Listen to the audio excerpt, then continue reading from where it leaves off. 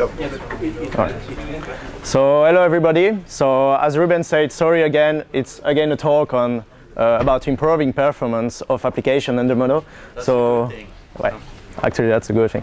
So my name is Jeremie Laval, and actually I would like to note that the work. So I implemented ParallelFx for Mono, and I would like to say that this work was part of actually Summer of Code, Google Summer of Code.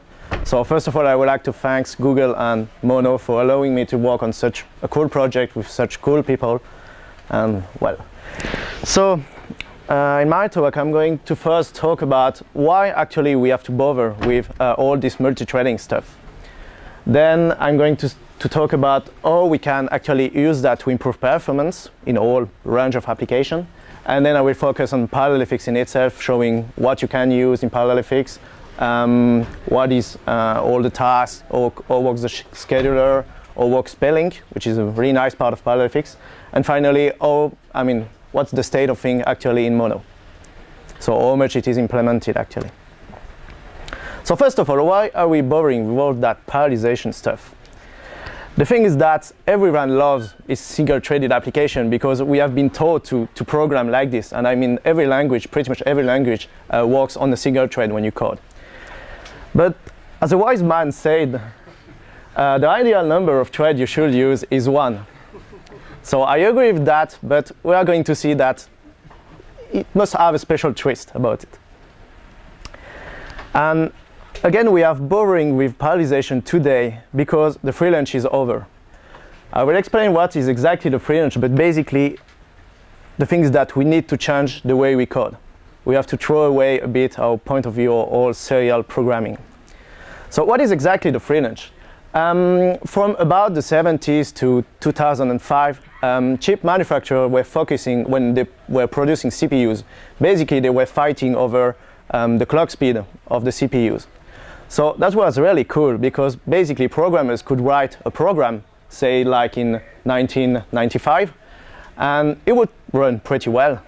And like 5 years later, actually maybe so by Moore's law, I think it's like double architecture. So basically the year later, the clock speed of the CPU would have doubled. So basically your application would be twice faster than the original.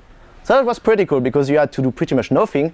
And as time goes on, your application just becomes faster. But of course, it's not a paradise because at some point you have the physical limit of actually the chip. I mean, you can't put too much transistor. We have arrived actually, so about 2005, and you can actually see on the curve because from about the 70s to pretty much 2005, we have pretty much straight line. So it's like the clock speed actually increases each year. But we are on a point that we can't pretty much accelerate anymore your CPU. So manufacturers had to find another way to actually remain competitive in the field of CPU manufacturing. So the bottom line is that right now we can't count on that free lunch anymore, and we have to change our way. Clock speed war is a no-go. So the awesome idea that Intel folks and AMD folks had was, well, we can scale vertically, so let's just add more core and scale horizontally. But of course there is a problem because, and actually, so they decided to do that first by putting like 2 core in 1 CPU. So that was, at first we had like the range of, sorry I'm using Intel name, but well, it would be the same for AMD, but basically we had the Pentium line, which was only 1 core. Then they introduced the Core Duo, which was like the first dual core processor. Then they moved on like quad-core processor, and now recently they have released the i7, which is like 8-ish core. Basically, it's like they are 4 core, but each core is like hyper-threaded. So for the system, it's like there is 8 core. And now they are even designing prototype, which has 80 core. The thing is that, so basically we can't take advantage of all that stuff like the way we used to with clock speed. Because your application isn't going to be faster as the number of core increase. You have to do something in your application. You have to actually break up work so that you can have separate tasks. I mean, you have to separate actually your work in multiple tasks so that actually each of the core in your processor is doing something. So the solution to actually remain competitive also in software is to break up work and share it among cores. But as you can suppose, it's not really that easy. Actually, so as you can see, even a cat has problem doing multi-threading code. So yeah, the truth is that parallelization is a difficult thing. It's hard. So as Alan said, you have to manage your thread, you have to manage your lock, you have to be careful. Is that part of the code? Can it be called by multiple thread? Am I taking the lock in the right way? Am I releasing them in the right way? Because it's tedious to do that. I suppose everyone who has ever done multi-threading programming at some point had to debug deadlocks. And I'm pretty sure we will agree that it's not a really nice business. So, and finally, it's also most of the time inefficient to actually manage the thread yourself. Because actually the question is, how many threads should you use? Because if you use too few threads, like say you are developing, you have a 4-core machine, but you use like 2 threads, you aren't going to use all your core. So basically it's under efficient. But then if you use too much, like you are using 4 threads on dual-core machine, basically you have, so actually the operating system can only run 2 threads at a time. So if you have 4 threads, it's going to change, I mean at some point of time it's going to change the thread which are executing. And that creates a lot of context switching. And if you use too much thread, actually the context switching, the cost of context switching your thread costs more than the actual optimization of running it in parallel. And again, that brings this point that what if the number of cores change? Because you could develop your application on like a really big box with like 8 cores. But again, if you ship it to a guy who only have this small dual core or even one monocore, it still exists, it's going to actually perform very badly. So, well, that's getting complicated. So we need some key principle in that. We need really something different, something that should automatically regulate thread usage at runtime. Basically, like we went from compiled code to interpreted code, or like JIT code, JIT compilation, because we want to be able to optimize the code at runtime for a specific machine. And actually, we have to find something analogous to that for multi-threading programming. And the second point is that it should be as straightforward as possible, because as I said, most people are used to the way they code, I mean, the way we are taught to program is really sequential. So the shift from sequential programming to parallel programming should be as painlessly as possible if we want people to adopt this kind of programming. So it should be ever mimicking familiar constructs. That is to say, well, in ParallelFx, for example, we have the parallel loops, which act like any for loops you have been using for ages. Or it should reuse existing code with only slight modification, like one method call, just an added method call, for example. So enter ParallelFx. So ParallelFx is like, it was developed by Microsoft like in 2 or 3 years ago. And actually it was supposed at first to be bundled as a separate library. But actually, since that it's going to be part of the whole .NET for platform, and actually ParallelFx is integrated in Colib, so the very heart of .NET.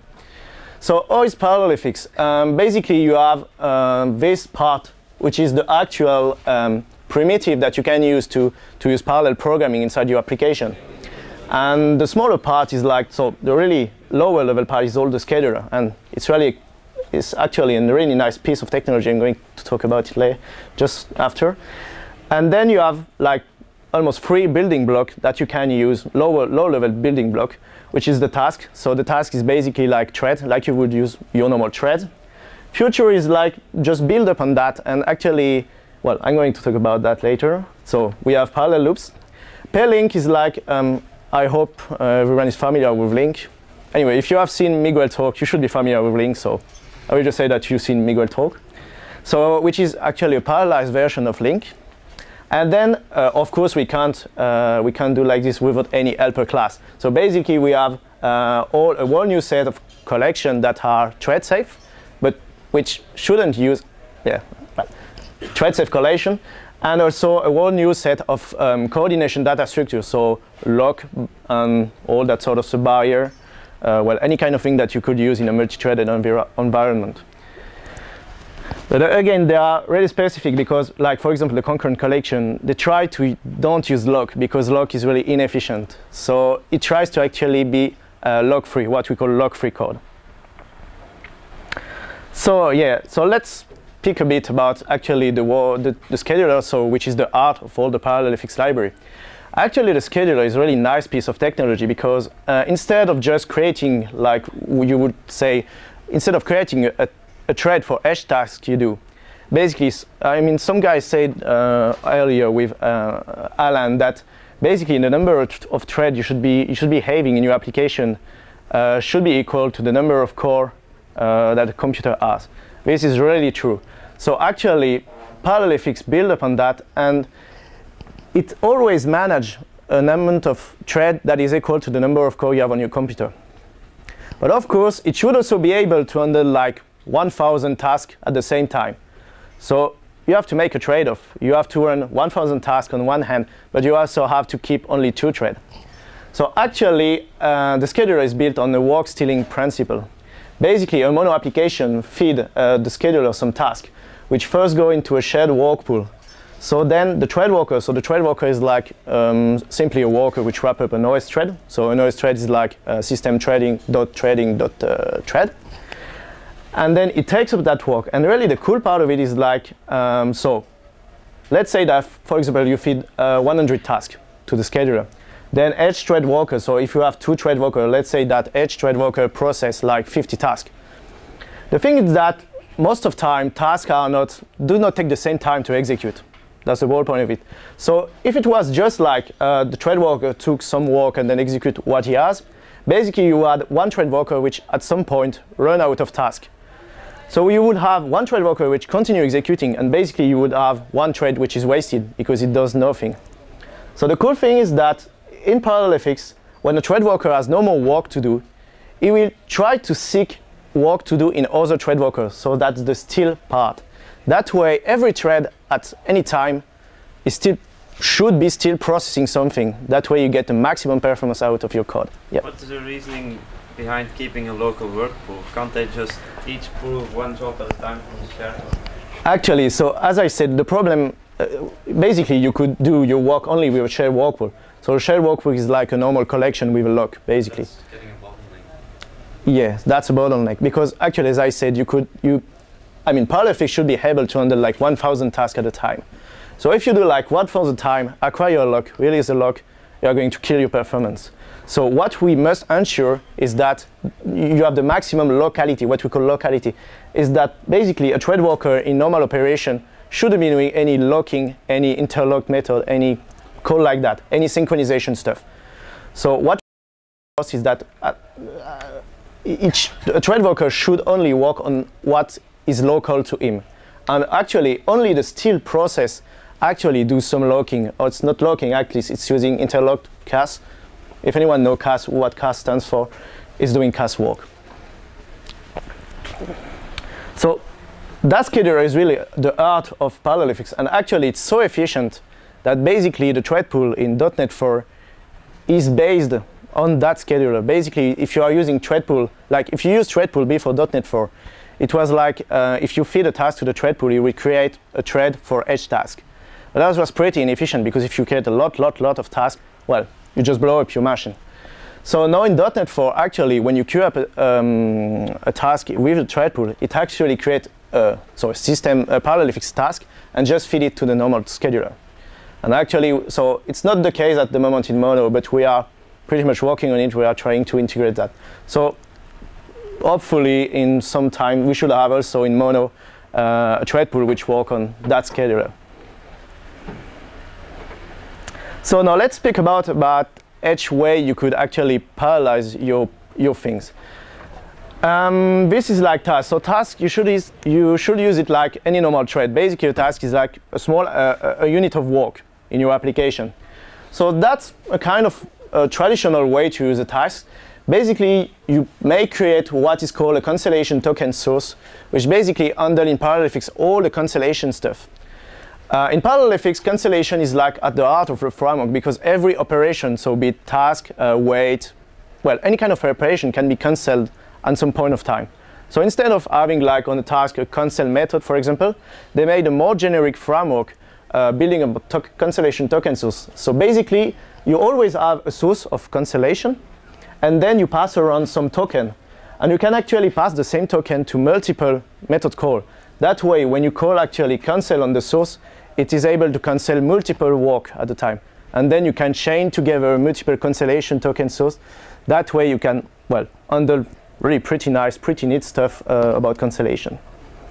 So basically a task is pretty much used like you would, a task is created pretty much the same way you would use the thread pool. You just call a factory object, and then start new, and you feed it with like a function, and basically it will try to execute that on a separate thread. So the method is called non-blocking, so you just continue your execution like a normal thread. A neat stuff also, which is available, is all the continuation philosophy. A continuation is basically something, so you will take basically the scheduler, it's like a callback actually. It's like when you finish this task, I want you to run that thing too. And again, it's really just a task. So again, it can be scheduled on another thread. It can be completely scheduled on another thread. And that's all. Well, you have some method also to wait, of course, on it. Then you have the future, which is really an interesting way to program. Future is like actually, it's a shift of mind, because future should be used like you have some sort of calculation going on. And basically what you should do is like, instead of actually calculating a result of your computation, you should say to your code, okay, I'm doing a computation. The thing is that I don't have yet the result. So I'm going to give you, instead of giving you an integer, I'm going to give you a task int, which basically say, I'm computing the value, I don't have it yet, but just use what I give you, and I promise that at some point you will have a value. And this is very neat stuff, because of course a future is like a task. So what I say about delayed execution is that it gets executed on another thread. And the cool thing is that you can actually chain future together. So you never actually process anything, but at the end, when you need the value, it's going to get processed automatically on several threads. Like for example, here you have a tree, so it's basically a method which you have a tree of integer, and basically it's a method who will try to calculate the sum of each element of the tree. And you can actually see that the right part of the tree is actually done. So yeah, the right part actually is done like normally, sequentially. But then the left part of the, so all the method is actually, recursive.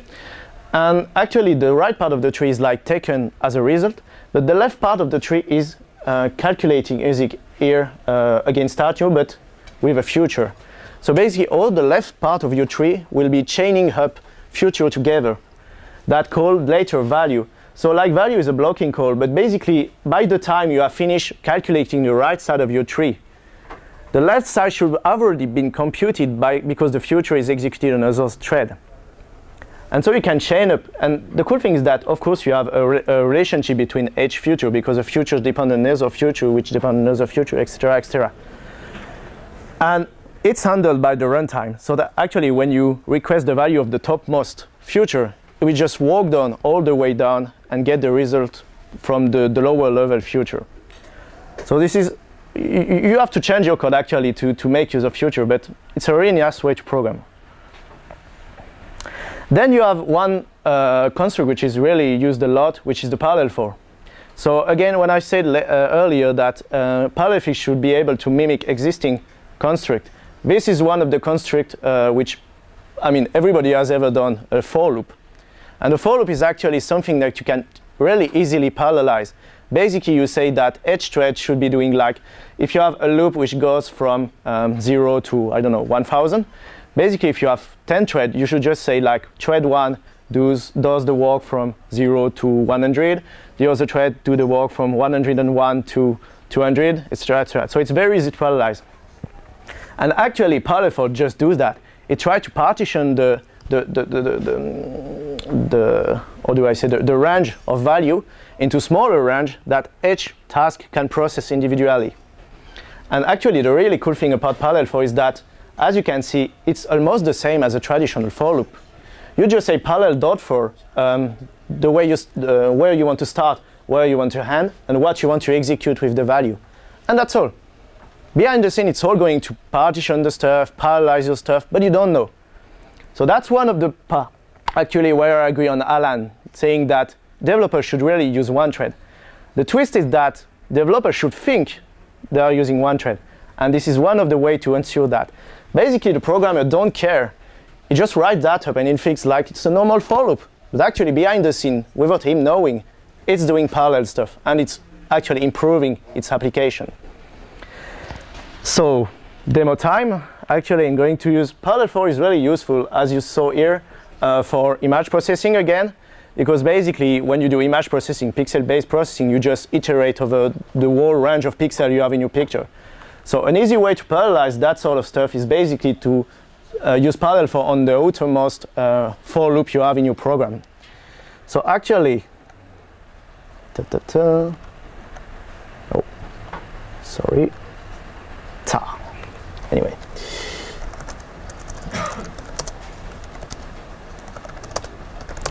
So here I have a little code which basically is a fractal drawer, and really the only difference you have between like a sequential, so that's all occurred, simple stuff. Basically the only difference between a parallel version and the sequential version is that the for loop you have here in the sequential version is just changed to a ParallelFor one. So basically the only difference you have is like modifying this line and this line. 2 line change and you get so like I have a dual core processor here and you get twice as much performance as the sequential version. Don't take my word for it, I'm going to show you. So here, I'm going to run it in, so this is the sequential version. So, of course it's heavy usage. I mean, parallelization is very good when you have either a large data set or if you have like method which takes a lot of time, so IOBOON method, for example. So if everything goes well,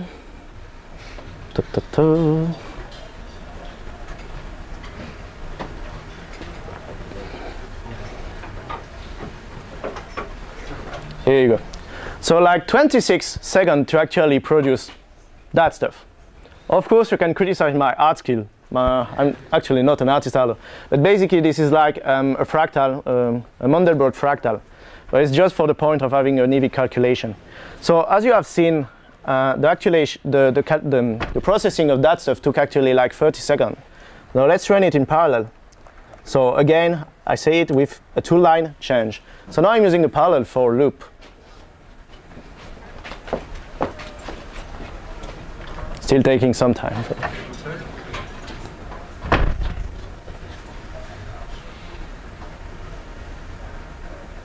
Here you go. 15 seconds. 2-line change, and you have approximately like 10 or more second speedier program. 2-line change. And actually the same output. So, sorry, it's going to take some time to go back to where I was.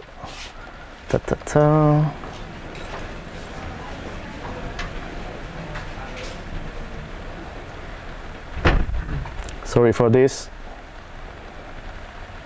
It sounds like there was some coordination between the two talks, yours and Alan. Yeah. Maybe a little. Maybe for the cat.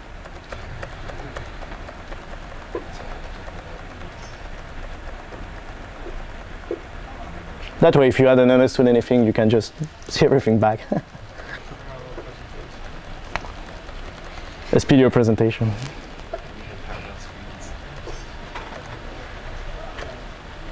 So that was around here.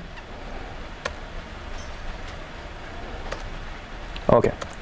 So here I spoke about actually the lower level stuff of ParallelFx, which are so the tags, the future, and the parallel loops. So actually, I showed ParallelFor, but you have actually also a ParallelForH. So you can also parallelize any forH loop, which basically iterates most of the time on collection or link request actually. But to do that actually, so speaking about link, you can have also very neat stuff which is called parallel link. Parallel basically take up your link query. So I hope everyone is familiar with link again. I hope.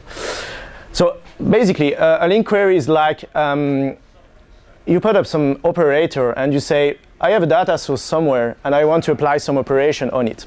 And basically what ParallelLink does is that it takes up the query, look into the query where which part could be actually parallelized because either it's running slow or there's a big data set and that sort of stuff, and actually try to parallelize it. The whole point of ParallelLink is that if I remove that part, it's actually standard link. And the only modification I did to actually parallelize my query was just adding this line. So you can ever, on any link query, basically, ever you had this small operator which is as parallel, or you just use the parallel enumerable class instead of the enumerable class to like creating a range enumerable or repeat enumerable. That's all. One line change or even less than one line change, and you have your parallelized query.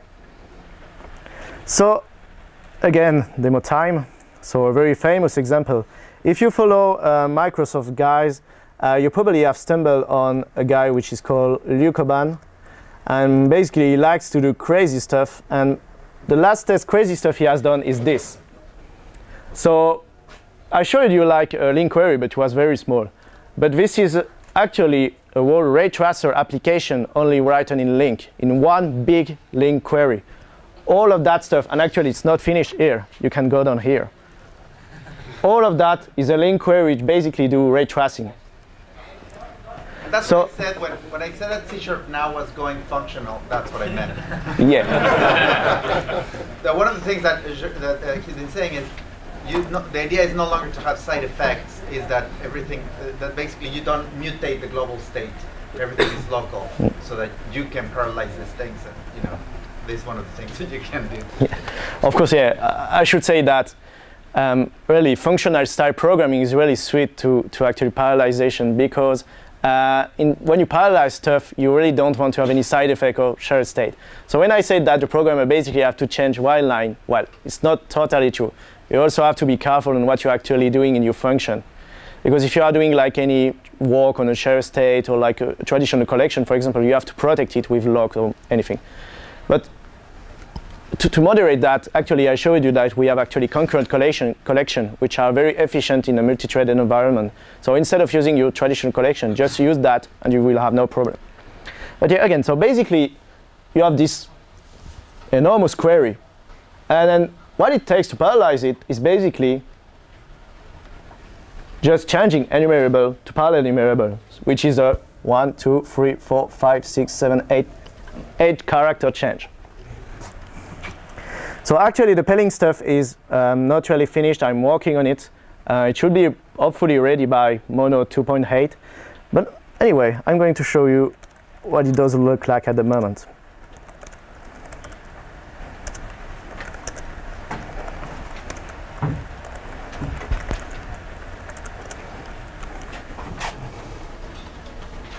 So here I can select if I want to run to actually process the thing in sequential manner or parallel manner. So I will just first do it in sequential way.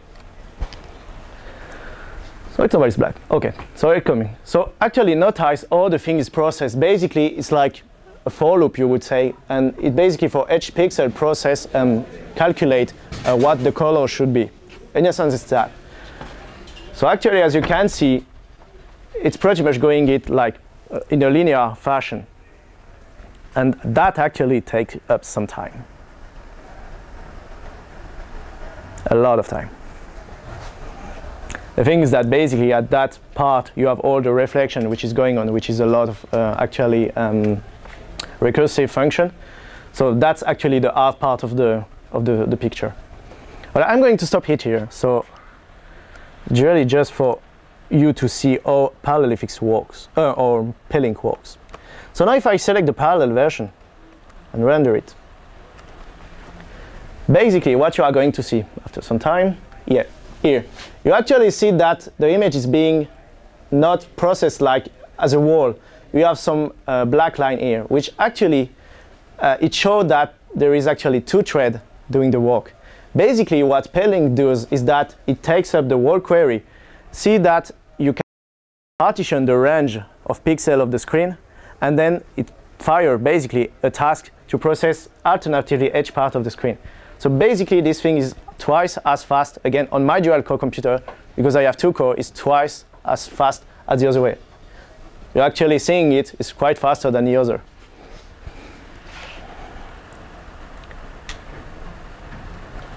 So again, take up some time. So yeah, let's speak about state of things. So actually, ParallelFx, so as I said, it's quite an old project now, because it's actually, I have spent like this summer, my second summer of code on it. So it's actually a 2-year project, 2-year-old project. And basically, the first version of Mono to include some ParallelFx bit was like 2.6, which was released some month ago. I'm not really sure about the date anymore. And so it shipped with a .NET 4 Beta 1 API. And you get all the tasks, future parallel loops, concurrent collection, and coordination data structure. So pretty much, like, I would say 80% of the framework. The only part missing is actually the pailing stuff I'm still working on. And actually, in Monotrunk, so about a week ago, I completed like the beta. So between .NET 4 Beta 1 and .NET 4 Beta 2, there is some change in the API. And basically, in Monotrunk now, the API is fully Beta 2 compliant. And at this point, normally, between .NET 4 Beta 2 and .NET 4 Final, there shouldn't be a lot of change. So actually, if you want to start already using ParallelFx, you're probably safe by using the trunk version already, the API of the trunk version. And so hopefully, by Mono 2.8, we should have fully .NET 4 compliant API with pailing. So thanks for your attention, and if you have any questions, I'll be happy to answer.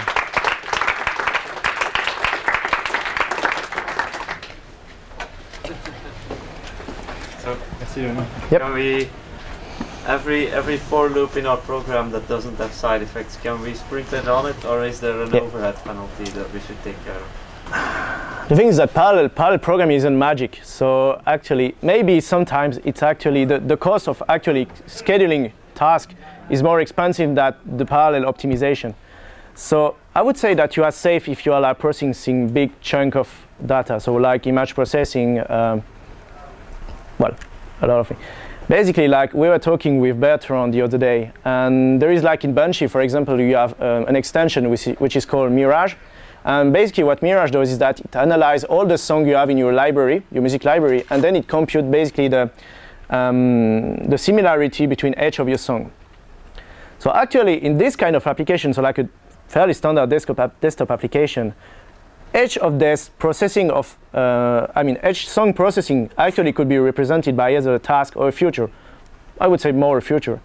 So you could have, even if you have like 10,000 songs in your library, you have actually 10,000 future. And it's only going, it's not going to create, you couldn't use like a thread pool, for example, because it would be like creating 10,000 thread, which probably will blow up your machine. But if you use ParallelFx Future, basically you are only running on 2 threads, and you are still processing your 10,000 songs. So that's actually a neat usage of Future in like a desktop application. So that should be.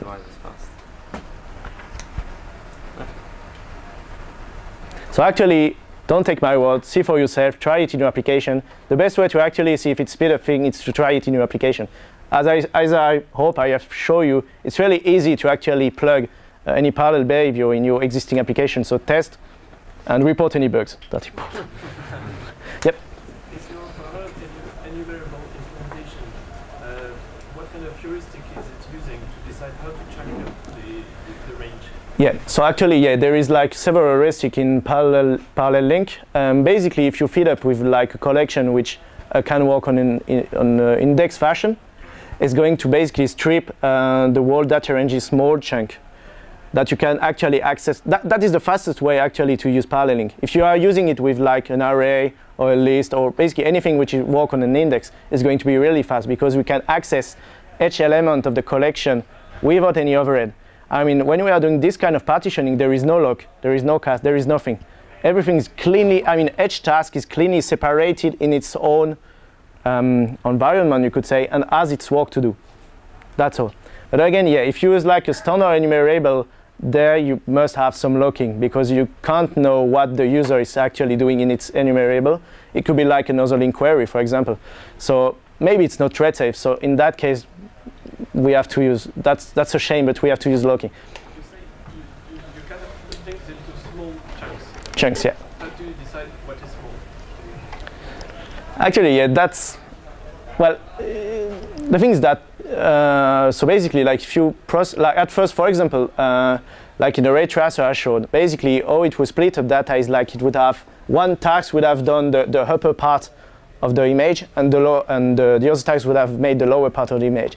But as you saw actually on the ray tracer example, the upper part is really fast because there is no reflection inside. But the lower part has more reflection, so it's actually, it takes longer to process. So at one point you will have one task which ran out of pixel to process and will die. So actually the thing is that we have to make smaller chunk, so that, as you saw, it's like doing chunk like this at the time. Because in the end, hopefully, it's going to, you know, stabilize on the same amount of work between the two threads. The thing is that there is no, I mean, precise way to actually know how long a given function is actually going to take, how much time it's going to take. So we have to make some guess here, and it's not perfect. One thing that is worth noting is that the heuristics built into the system, you know, they will take into account things like the load average. So if your machine is overloaded, it will not spin up a lot of threads until the load comes down. So it will take those things into consideration. The second thing is that the final version of the API allows you to plug your own heuristic system. So you know your data better. So you can give the scheduler a hint, and you say, well, I actually know that this, you know, the beginning is going to be really hard. So at the beginning, just separate 1 and 1 and 1. But when you get to number 100, start giving chunks of 20, for example. So you can plug that into it if you want. Yeah. And actually, as I said, paralleling is not just about executing the query without knowing it. It actually, there is a step of actually checking how the query looks like. Because, for example, you have some operator, link operator, which are, for example, take, which only, I mean, are interested in like the first part of the data set which is processed. So it doesn't care about all the part that is at the end, for example. So in that kind of case, if, for example, the checker see that there is a take operator in the query, it will just, you know, use chunk partitioning, but like with one element at a time. That way, take is most, I mean, take will probably be happier with what he's seeking, and you won't waste time on what he doesn't really is interested in. No, 1 second. There used to be a coffee break right now, but we're 15 minutes.